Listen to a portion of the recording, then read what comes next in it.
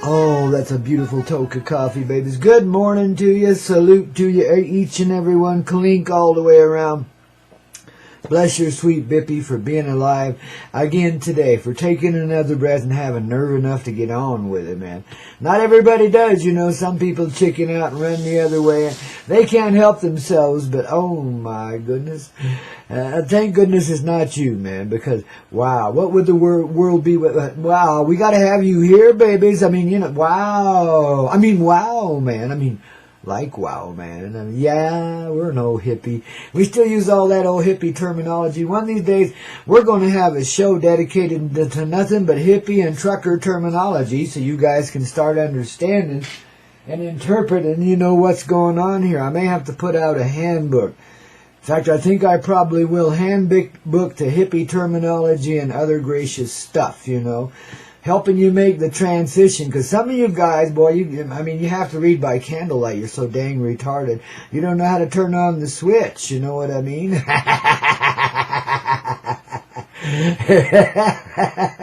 So we'll give you a little book to read by candlelight. Or maybe it's by computer light, because, you know, it'll probably be a download on a ebook of one sort or another. Hell's bells, babies, you know. That reminds me, by the way, now, if you haven't read this epic little tome called The Atomic Bum, well, babies, I think it's about time you did, because that's where you want to be, that little booklet of a little slice of our cosmic history. Oh, goodness, don't you see. Now, it's a little bit too revealing in places and not revealing enough in others, as all great works are, man. But it reveals just enough, man. It's the art of striptease given in literary form and in a spiritual, mystical way. So if you haven't got your copy of The Atomic Bum, well, I suggest you get on over to thecoyoteclub.com, T-H-E, thecoyoteclub.com. I always like to say the because it sounds so good, you know.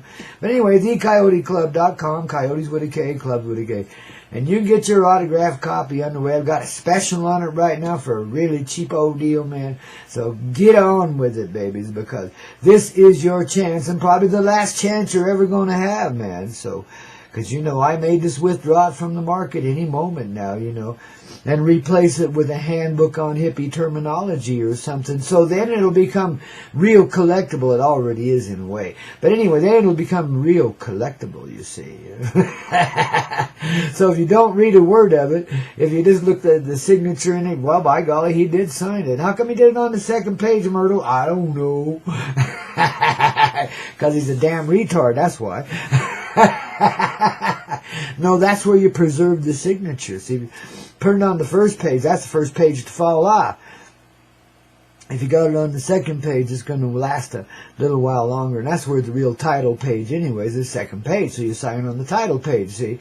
So anyway, if you want a copy of The Atomic Bomb by this mystical dude called Coyote Bear, who sat down at a campfire quite some time ago and talked to an old man through the flames and the sips of a few coffee out of a tin cup and shit like that, man.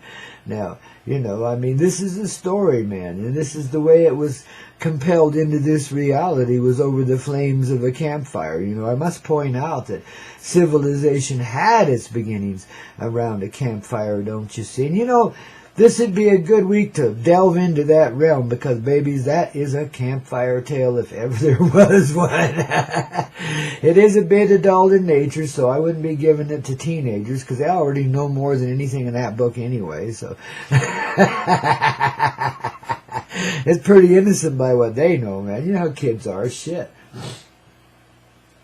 They leave the parents far behind, and that's what they're meant to do, man. Get on with it, kid, but holy hell, don't tell me about it, please. It's bad enough when I was a kid.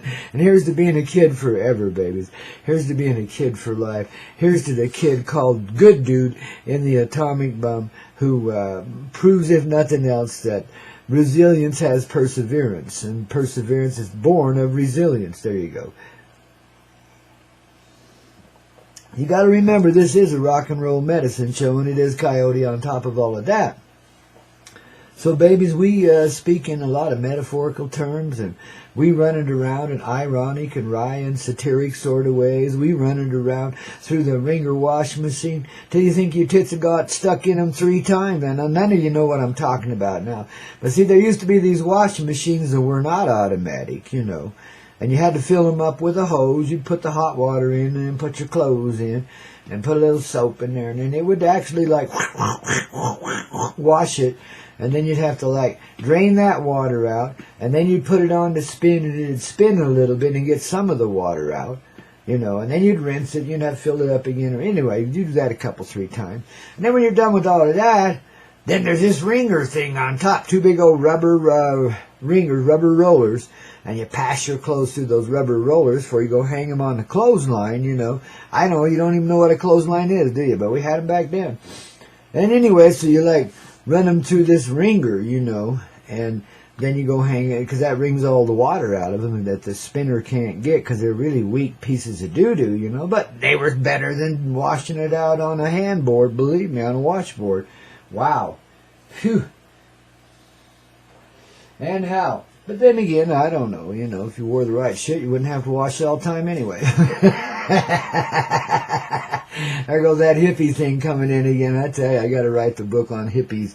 I got to, man, because nobody else has really done a really thorough expose on the hippie way or the hippie reality, you know. And everybody's got this idea that hippies are just low-life pieces of shit with great intellect, probably a doctoral of some sort or another, but, you know, out there trying to live with nature and live like a dog and eat like a cat and stuff like that, you know. When in fact, that's just the industrial version of the hippie. That's what was turned out of the cosmic time machine of Time magazine, not out of the heart of humanity, you see. The real hippie's always been this person with this divine dream in their heart. And therefore it's in their head. They couldn't put it away, in other words, like most people do. You know, and they knew they were here. They were born, you know, as little tiny children. They were talking to their mamas about shit like this, you know, like they were born with this dream in their heart, that this world would be like a peaceful place and everybody would be in love with everybody else and there wouldn't be no problems anywhere, not anywhere, you know what I mean? Now that's an innocent and childlike dream, ain't it, man? And that's pretty damned innocent in this world, considering how wise we've all become in the ways of the world and the hardness therein. Oh, shite. But that little child's been waiting for its day. It never went away. And you never lost that dream that it carried, did you, man? See, we're the dreamers that make it real. The keepers of the dream, if you will, man. That's been our role. That's been our amazing role in this life, is to keep that dream alive, you know. And my generation did a rather fine job of it, though we were just as fucked up as the next. But we at least opened the dang door on it, you know. And now you guys get your chance to let it roll in and make it right, you know. Finally, you know, I mean, I'm really not that old. I feel like I'm still 17 or 22 or somewhere in between. And I don't think I'll ever grow any older than that. But there's a time for passing on the mantle and, you know, telling you kids it's time to get on with it, baby. So I want you to get ready, because that's what old Grandpa's going to do. He's going to pass the mantle on to you and let you finish the job. I've done what I come to do. I come to open the door and, you know, open the key, hand you the key to your heart, let you open it. You know what I mean? And that's what we're doing here day in, day out, Monday through Friday on the Coyote Medicine Show. But there does come a time when the rockin' reality says, okay, old man, your turn to go party on the beach and let these other kids finish up, man. I mean, that's what they were birthed in here for, right? Right. See, so I get to reconfigure myself and party a little bit, see. Finally, after all this time, I'm grunting through a rather difficult life. I party my ass off most of the time. And I had my fits with depression, but maybe all it did was bring me up out of it even more strongly. Every time I went in there, I come back out with a renewed attitude, man. It just rebuilt me. It revived me by giving me a comfortable little dark place to hide out in, because, you know, shit, my darker side needed some comfort too, you know. Oh, babies, we got the Koyote medicine on the flow this morning with your morning wake-up call, don't we now? Oh, this coffee's tasting better all the time. Somebody must have put some magic dust or something in there. I don't know. But I'm sure feeling the glow on this thrilling Thursday. How about you, baby? You getting there? You getting with the program? You're starting to feel the zeal of being real? I mean, and now you can actually be right for a change instead of having to defend yourself. I'm right. No, you're not. You're never right, man. Shit. You were so far off, I'm frickin' real. But here we are, and here's the deal. Just open your heart and be real. I mean, it's real simple. That's the deal, man. Just, let it be, man. Hang out with your heart. Hang out with what's real inside of you. Stop projecting the phony image. You don't need it anymore, man. You don't need that kind of protection. Jesus, they need protection from you, man. You're such a glowing radiator of light and light. I don't blame you for wanting to hide under the covers and stay in bed all day. I don't blame you, man. I think that's a good thing to do. Maybe that's what you ought to do if you really feel like it, because you'll glow and grow and glow and grow and glow and grow. And pretty soon you'll be feeling so damn rascally in the middle of the night, you're going to go out and start a party somewhere. Maybe with a few squirrels, jackrabbits, and coyotes, but you're going to start a party somewhere, man. I'm telling you. You'll just be so overloaded with the thrilling juncture of an existential reality that's alive inside of you. Wow, what did he just say? Well, I said that loving thing that comes into creation through you just makes you so damn happy you want to dance in it and party all. Party on. And babies, you're going to have to let go of some preconceived notions as this heart of yours opens up. Number one, you don't have any addictions or illnesses. Number one, you don't got any of that shit, and you don't got to pay that shit any attention. You know, the moment you step in the direction of this loving heart, baby, you have just moved beyond a death that could ever touch you. You know, that doesn't mean you can't die. It just means if you don't want to, you don't have to, babies, you know. It's that option's out, it's still on the table, but it's an option now, a conscious choice. Not something that just comes to you in the way of the past, We've moved at least enough ahead in the conscious presence to do that. But the reality is we're putting an end to that radical thing we call death. And the birth that goes with it, darlings. We're setting ourselves free of this tragedy and finding the triumph by finding the triumph in it. By finding that child that got preserved through all of these gnarly generations of pain and aggravation and throwing bombs at each other and bigger bullets all the time. And oh my goodness gracious, babies, did we ever hate ourselves or what, man? Because that's the only reason we make more on others is we hating ourselves for being so goddamn miserable here and spreading so much misery and suffering and we couldn't get over it, so we had to spread more. Wow, it doesn't make a lot of sense, does it, man? I never could understand. I'm talking about the kid, the little keeper of the dream, little 3-year-old man back there, looking at this world, starting to realize what's going on around him. He's watching those troop trains go by. They're getting ready for a war in Korea now after the war to end all wars just a couple of years ago, Well, shoot, guys, I'm sorry I didn't end them all. But we're just going to do little ones now, We'll just kill off a few hundred instead of a few million. How's that? No, that's not acceptable. But they're the boogeyman. They're North Korea and they're invading South Korea and trying to take the rights to the Barbie doll and shit like that. We can't allow that, man. They're commies, man. Commies can't own Barbie and Ken. I mean, shit. That's un-American. Okay, let's have a war then. Yeah, let's go throw some bombs at somebody and shoot at people and have a great time, okay? Then we can make these funny movies in the 60s about surgical army units that had to move around and pick up your blasted bodies and put them back together again if they were repairable. Wow, man. I mean, what up? We do love our poetic drama when we're unraveling our little sense of history here and living through it, don't we, man? I mean, that's 3 years old and I'm seeing that and I'm starting to realize what's going on here and I'm saying, shit.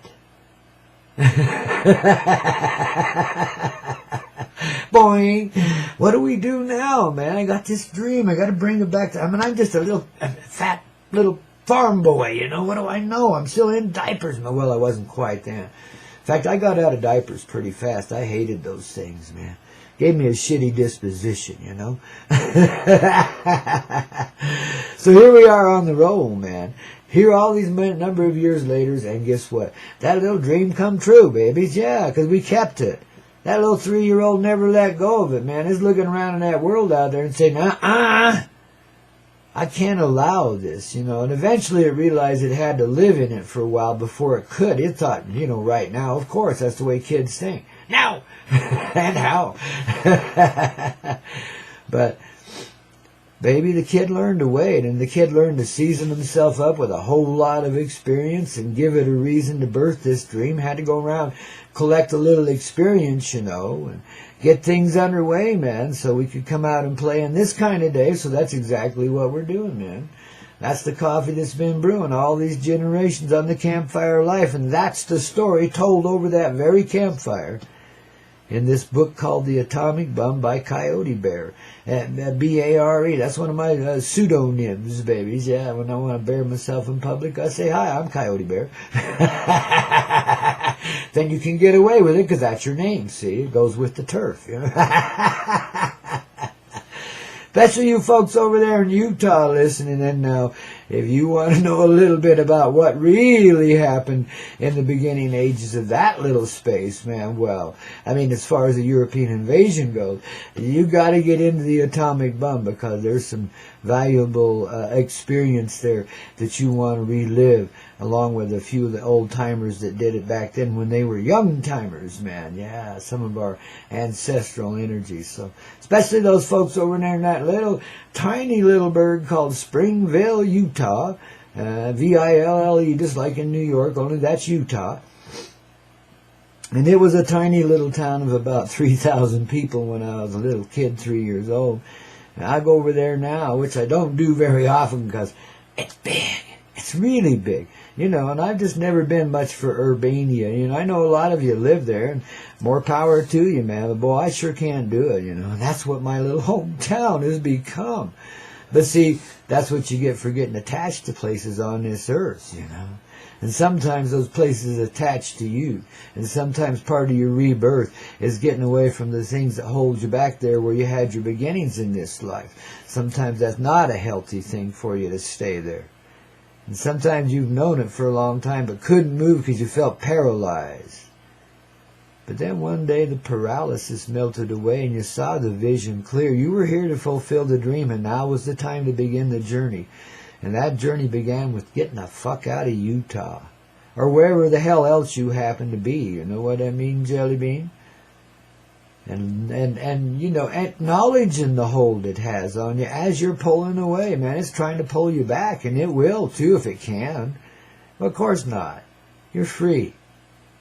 You see, when you commit yourself to the way of the heart, when you commit yourself to that dream, and you don't even know you're doing it most of the time when you do, talking past tense now. These days you're much more conscious, of course, but when you commit yourself to that dream, babies, you know, life has a tendency to help you flow along. So if there's anything holding you back, like it was when I tried to pull out of Utah, oh my God. That story's in the book. You got to read that. The Atomic Bum by Coyote Bear. It's on my website, our website, Spirit Wind Productions, as an autographed copy. I think right now, I don't recall just right, so don't hold me to this strictly, but I think it's like $20, postage included for an autographed copy of a glossy trade paperback. Now, how much better does it get? I mean, shit, you want me just to hand you golden eggs or something? I mean, come on, guys. It's time to... for this little story to unwind. Now, listen, this was written, oh, hell, I forget. 2001, was that 14 years ago now? Shit, time flies. So the story is a tiny bit seasoned. And, you know, I wouldn't present it this way now, but I did back then. See? And so, of course, it's proof that we live a life of living change. But, boy, the story is so pure and essential. I don't care how embarrassed I feel about it right now, babies. It's a good story, and it's really worthy of a read, because it's really our true history. The whole of humanity. It's a little bit veiled, but it's there plain as day, man. And you don't have to read between the lines to get it, because there's no room there, man. The lines are so fat. Yeah, somebody should do it. Oh, there it is. I'm going to do a TV interview for the book. I haven't done an author interview for a long time, so I think it's time that we do, Don't you guys? Yeah, then that'll give me a little promotional material, because I really want to see that story get out there. Because its time has come and gone, and it's time for all the rest of us to catch on. And this will really help you do it. It's a spiritual experience all by itself, man, I'm telling you. So you don't just want to wallop that whole thing down all at once. Like, some people have done it and lived to tell about it, but it's rare. You got to take it in little tiny bites and slices. That's why it's written with a lot of dits in it, little breaks and shit.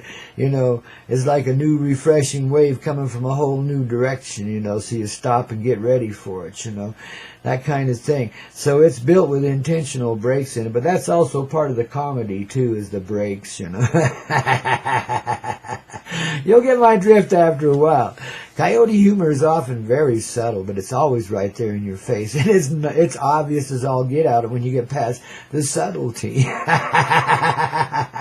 Kind of like in life and how we post all this symbology around ourselves, all the signs and wonders we ever needed to see to know our reality and what we're really doing to ourselves and stuff, but we never see those little signs. We ignore them when we do. It's like, oh, that wasn't that. That was a flash, man. Maybe that's a flashback when I took LSD when I was 23. I'll bet it was, man. Oh, that stuff never leaves you alone. That's only when you're convinced that the life of spiritual exploration is evil. Then you start to think thoughts like that, because that's the programming that goes with it. You'll notice that with any frame of reference you want to step into in this life, whether it's the Jehovah's Witnesses or the Republican Party or, the corner bar and grill. They all have their little requirements and their little tenements and the dogma to go with it to enforce the tenements, They usually are unspoken, but in the cases of religion, of course, they're bragged about, but that's different. But anyway, wow, man, But why do we do that to ourselves? Because we didn't trust ourselves. We thought we needed restrictions. We thought we needed, a family and a family and a family, and we did. We needed the camaraderie. We needed the social awareness of a collective. Even if the energy was a bit misdirected for a while, so what?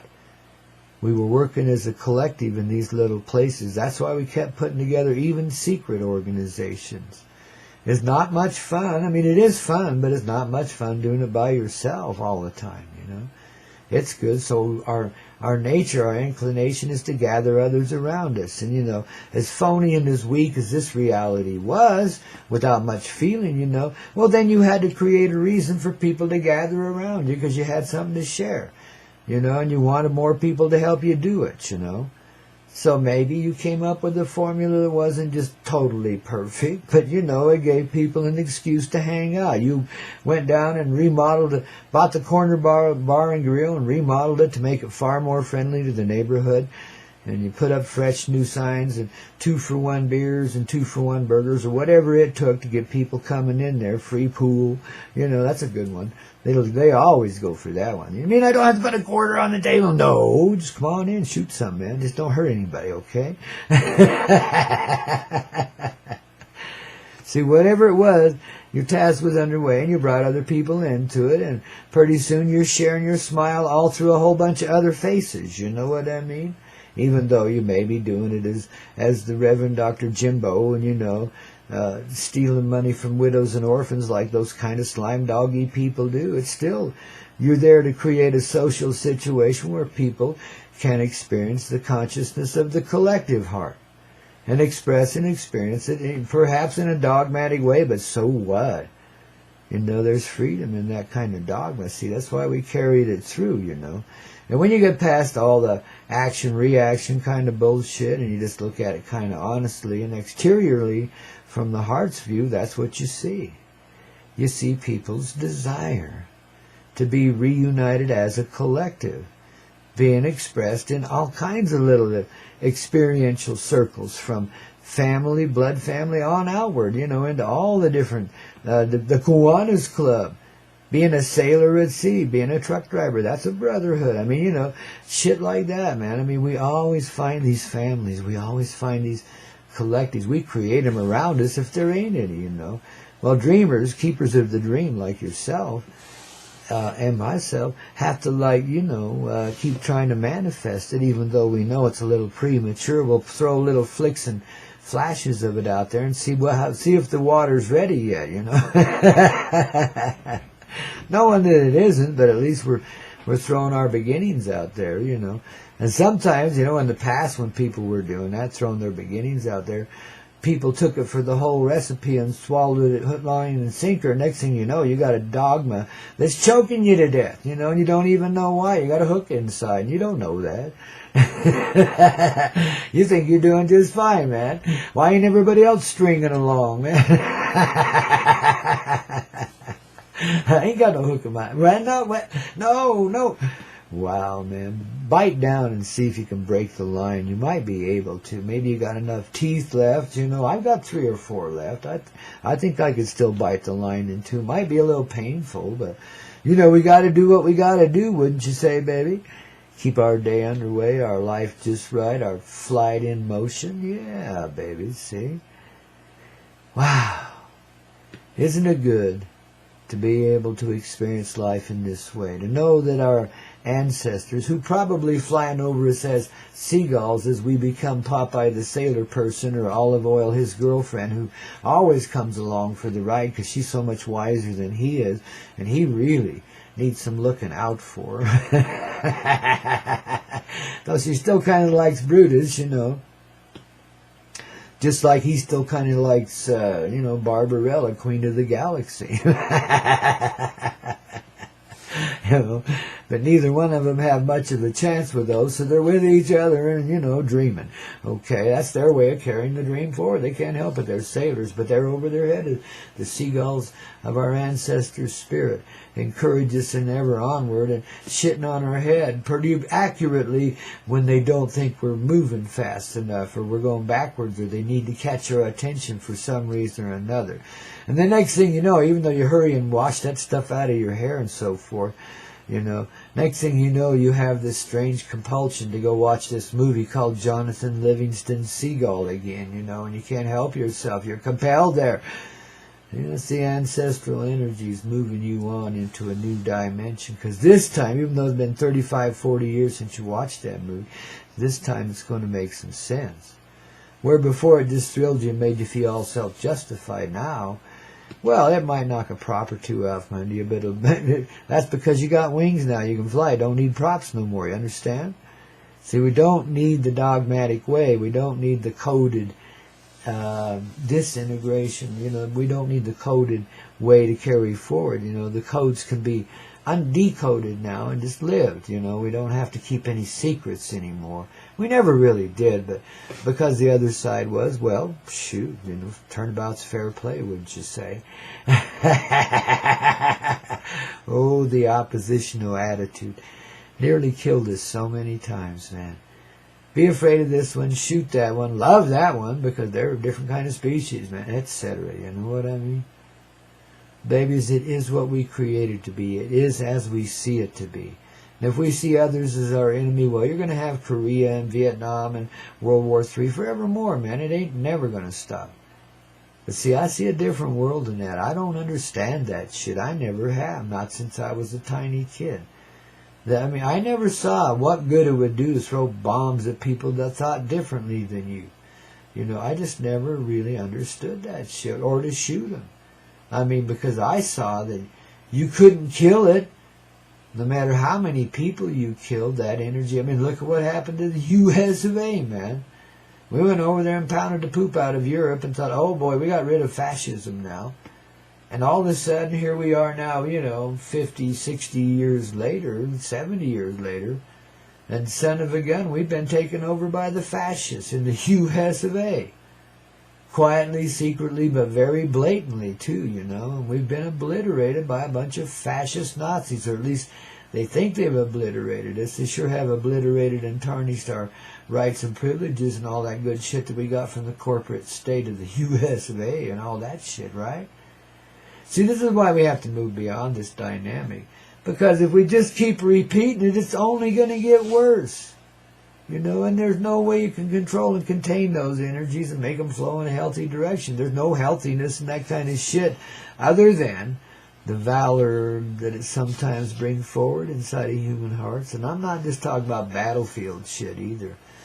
I'm talking about the willingness to take chances in life, move beyond the limits, because there ain't no time. You know, I mean, wars create that kind of tension and that kind of tense reality, but it also creates a courageous heart on the other side of it, that if, you know, a moment of love comes your way, where you sit there and stammer and stutter and wait a while, you know, in normal circumstances and probably miss your chance, boy, you grab it. Or if another opportunity comes and you can have a little of this, that, and the other and have a little better life and share it with others, you grab it, man. Whatever the moment is, you grab it. Because, you know, the next moment you might be dead. I mean, it's war, you know, and everybody's dying like flies, you know. See, I never really understood that. I never, you know, and I don't know, many of you have lived to tell about it. I know I've been through my fair share of it, too, on America's highways. Sure felt like it sometimes, let me tell you. But, darlings, you know, I mean, you felt the same way I did. When you're in the middle of it, you notice how you kind of separate from yourself. You're kind of living in a surreal place and just going through the motions, you know. That's your innocence protecting you, man, you know. You don't have to hold on to that. You see that, you're free, man. You don't have to hold on to that. It wasn't you doing it in a sense. You were a vessel. You were programmed. Do you see that? What do you think boot camp and all that bullshit is? That's emphatic programming, but you already were programmed. That's where you wouldn't have been in boot camp in the first place, nor Korea or Vietnam or wherever the hell it was you were, man, you know? We're starting to see through the lies that create those things, and that's why those things won't work anymore, because people are too wise for it, you know. You got to recognize the success we have here already, despite our humble failures, too. That we really have and are been moving and are moving in a good direction. I mean, the totality of humanity is moving forward in great leaps and bounds. I don't care how they color it, or how much dogma they wrap around it, or how cleverly they try to disguise it and sell it in little pieces. I don't care. It's happening no matter what goes on. And all those things, you know, that I just described that could have been thought of as kind of negative things are actually a way of helping it spread and expand, giving people some enthusiasm for it. Some people can't see past the dynamic just yet. That's all they know. And so you give them something to go make money with, and they go, good, goody, goody, goody, I'm going to make some money. And they don't even realize they're spreading out this great wealth of truth and shit. That's what I'll have to do with the atomic bomb. Now I got it. Then I'll have time to sit down and write 3 or 4 more, but, you know, that'll be after I get down on the beach. But yeah, I could do a multi-level atomic bomb. The nuclear explosion. We call it nuclear. Yeah, that's what we call it, that shit. Yeah, and you buy 10 books. You give 5 to your friends. You send 5 to the local library. And then you write to 100 other friends and tell them they should do the same because you make money on it. And they'll say, oh, God, we want to give you money. Sure. And, you know, and so on and so forth, you know, until people have garage fulls of my books and none of them are getting read. But I'm sitting on a stack of cash and just chuckling, you know. Pyramid leads upward, man, you see. Those old Illuminatis know that one, don't they, man? You know, talk about a multi-level pyramid scam scheme, rock and roll medicine for your soul. There you go, man, you know. But see, through such jokes as that, as this multi-level marketing that I really make fun of, but in most cases it's quite fraudulent, really, to be honest about it. Not in every instance, but in most cases it really is, you know. They make promises they can't keep with the wink of an eye. Of course, how else you going to empower people to buy $10,000 worth of cosmetics and shit? I mean, you know. Got all this shit, you need some cash? Multi-level it, man. Direct marketing, that's the shit, man. People to people. You don't have to go to the corner store. Go get in your neighbor's garage, you know, man, and he'll give you a discount, wink, wink, you know. She certainly will if he won't. You see how that works? Only problem with that is, man, they stack layer on layer on layer on layer on layer on layer on layer of commissions, all of which are filched off by the top people, you know. And everybody, you know, makes a little cash, but nobody, only the most blessed and privileged and inside wink wink get to make the big cash. That's just the way they work, you know. Even if you work your ass off, you might make a little, but you ain't never getting up there in the big money, they promise you, unless you are connected, have some friends in the organization, etc., etc. It's just, you know, it's just like any other business in this world, you know.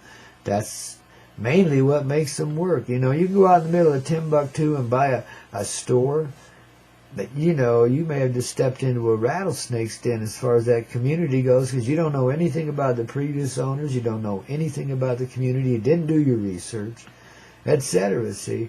Whereas if you inherited that from your father, you're a part of the town. You see the difference, man? You know, and you're far more influential, too, you know? But that's the way, you know, connections work in this world. You know, it's been the old wink-wink world where, you know, if your Uncle John knows Cousin Sam, who knows Samuela over there with MTV, well, you got a series going on, man. You're making some bucks and having a good time and not having to work too hard to get it, you see, etc. You know what I mean? Maybe you need a job down at the local toll booth, and Uncle Harry knows Aunt Azalea, who's been working there forever. Of course, she'll get you on, man. Shit you on. It's $17 an hour, but be careful. Some people try to run into the toll booths. Be ready to dive. And shit like that. Oh, man, see? But we get just all stuck in that role playing, and the roles take us away, and we're so busy with those, we ain't got time to play with reality, right? You know, we're really busy and involved in our lives, whatever they might be, you know, and they just keep taking us to these places that are so unusual and just not so spectacular, you know. They're just not as rocking as they could be, yet we learn and grow from each and every experience, all persons that we have experience with, etc. And we keep trying to replicate ourselves communally in some way, even if it's just the hankering for a lover and a couple of kids or something, you know, that a lot of people seem to endure.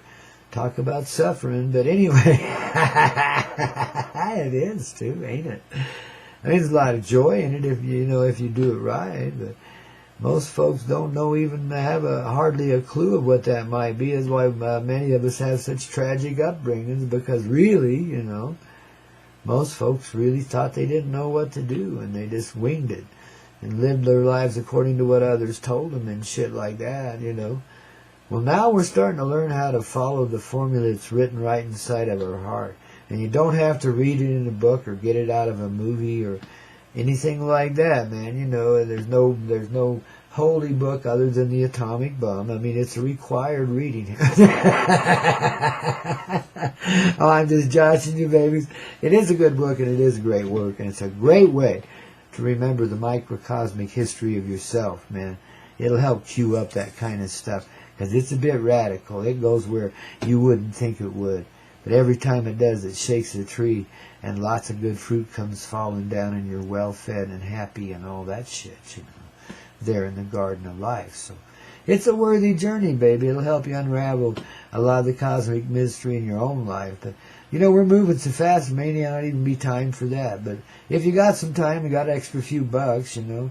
I'm doing some fundraising this week because I got to pay for a program that, you know, anyway, so I just need a few extra bucks. So, you know, you scratch my back, I'll scratch yours, babies. You won't believe the story, man. I mean, I know if you're like me, I read a book maybe once every 10 years now. I'm so occupied with everything else, it's pretty difficult for me to conceive it. But once in a while, I will cut out some time and sit down and spend a weekend, you know, reading a good book off and on, you know, and dissolving the story into the experiential reality. Once again, you know, I do like to do that every now and then, you know. Maybe you're like me, and this is one if you have some time, you know. I guarantee you won't be disappointed. If you are, well, the spirits will kick your butt. I don't give them your money back. Well, you know, what do you think you are, man? Ain't no guarantees in his life. Ain't shit. You bought it, flaunt it, man. Come on, really. If you can't stand it, give it to somebody that can, okay? You know. And for some people, it's a bitter pill. It's a little hard to swallow. For others, it's like, yeah, I knew that. Shit. So that's how that happened, you know. It's that kind of experience, man.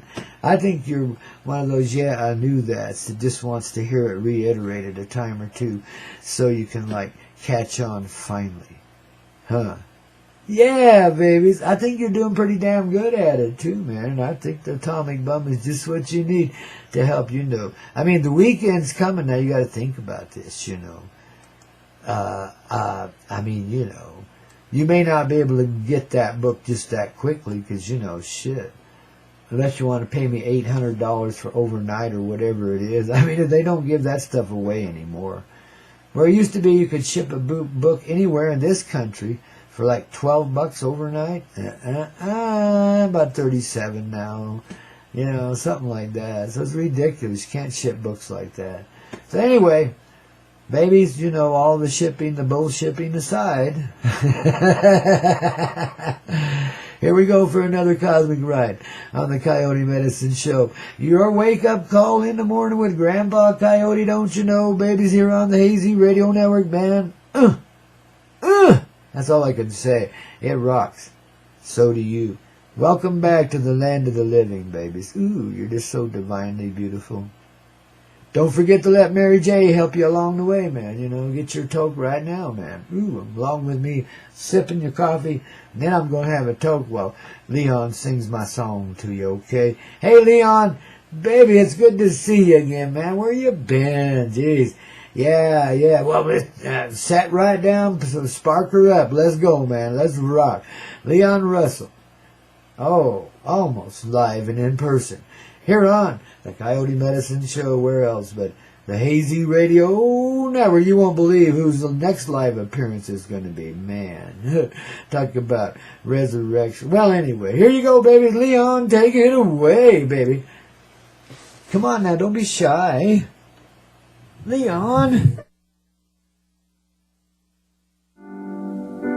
There's no one more important to me. Darling, can't you please see through me? Whoa. 'Cause we're alone now and I'm singing this song to you.